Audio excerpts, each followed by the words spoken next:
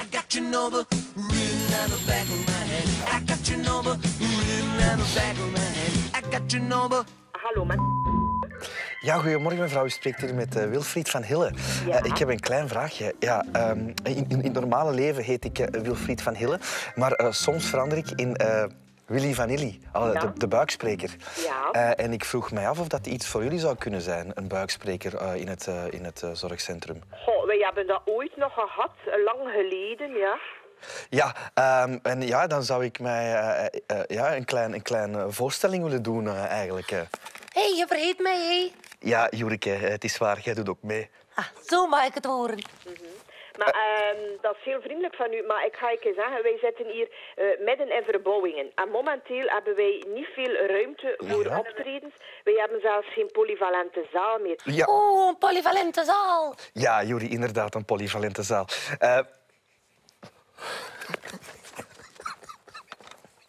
Hallo? Hallo? Ja, sorry, dat is de Juri. Jurike zit hier op mijn hand natuurlijk. Met buik. Ik ben hem ondertussen ook al bezig, hè, zodat u... Auw, dat doet pijn.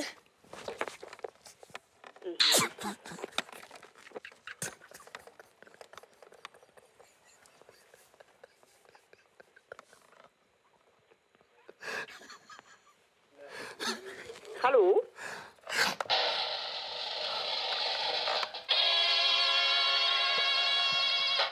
Ik was mijn trommel aan het halen. Ja, Jurike heeft zijn trommeltje bij, inderdaad. Ja.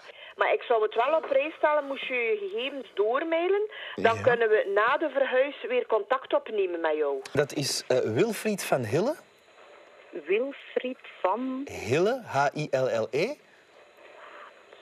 Ja? Alias Willy Vanilli, de buikspreker. In samenwerking met Jurike. Ja. .be.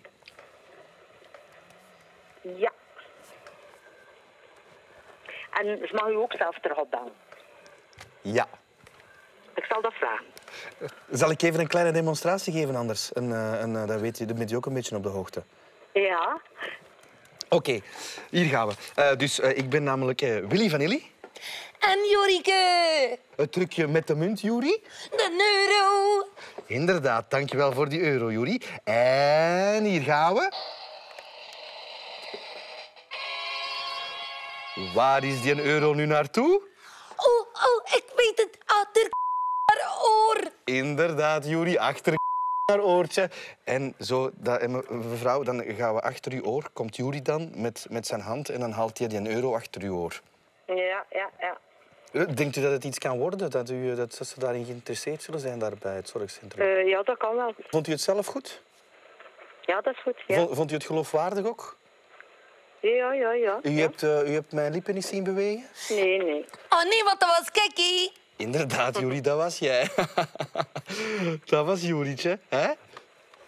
Zeg je nog dag tegen de juffrouw, Juri? Dag mevrouw, tot de volgende keer. Hopelijk heel snel. Ja, dag Julietje. Ja, bedankt mevrouw. Dag. Dag mevrouw. Het is deze fucked up gedoe. Jawel, ik weet niet hoe grappig. Die moet toch denken, die is een zot. Die moet toch echt denken, dat is een zot.